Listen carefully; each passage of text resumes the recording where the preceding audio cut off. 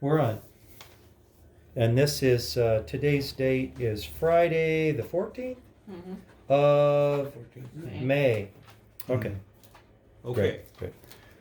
So we were talking about that camping trip last time, and that occurred sort of right in the middle of medical school, between the second and third year.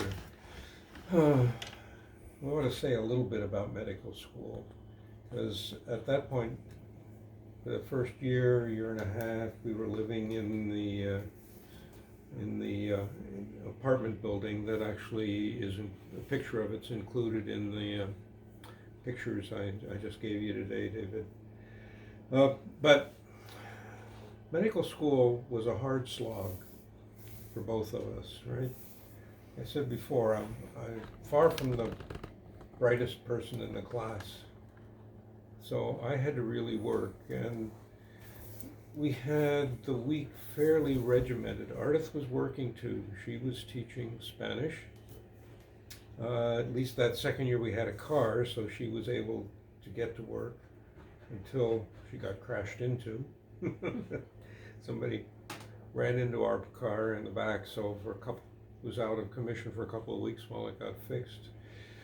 But the routine really was we'd both leave for work in the morning. Ardith would usually pack me a lunch. We didn't have money for me to go buy lunch. And so I'd come home at the end of the day. This is while the first couple of years when it was mostly in class, so the hours were relatively regular. And come back and have dinner, and then I'd go off study somewhere. Sometimes Ardith would help.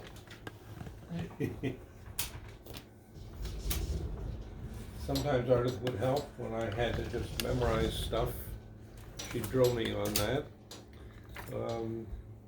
And so I know the spouses of the medical students were saying they were earning their PhDs, putting hubby through. So that really was an important part. And then we would take one evening a week, or maybe an afternoon and an evening, for entertainment, except we couldn't afford much, so there really wasn't much that we did. Occasionally we go to a movie, I think, and occasionally we would, for the first year, we'd get on the public transit and head out to Berea, where my aunt and uncle lived. And then the second year, of course, we could drive there. So they were really good about this, and pulled us together, and were creating their own efforts to make us feel comfortable, give me a little relief and Ardith a little relief, something else, and teaching us life lessons on their own. We learned a lot from them. I mean, they were a childless couple, which we were as well at that point, and they had their lives well put together, I think. You know, my uncle, as I mentioned before, was an electronic medical equipment salesperson and a repair person. So they had a middle-class income at that point, had bought their own home, were paying it off. My uncle was very good with tools, so he refurbished their attic into a spare bedroom. He put a porch on the back, taught me a lot about how to handle tools a little bit. And they also talked to us about saving, something they were good at. They always put part of their check away. And so I got my first investment advice from them, and we didn't have any money to start saving with at that point, but when we did, we took their lessons to heart. So they really, in many ways, were substitute parents for me, and adopted Ardith very, very easily. So it was a lot of work on both our parts, and we had, Ardith was, I think, very supportive, of course, always has been.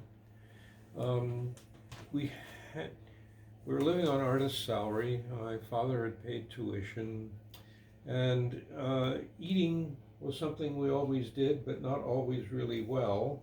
In order to stretch the budget, made a lot of pasta. And Ardith, it became a sort of joke at home because Ardith was always a little over generous with the dry pasta. So especially when she made macaroni, several times she would get the water boiling, put in the macaroni, and soon the macaroni was coming out of the top and over the edges. I ribbed her pretty hard about that one time, and she took it well and packed my lunch. And then I went to medical school. I had 3 or 4 friends that I usually had lunch with. We'd study together over lunch.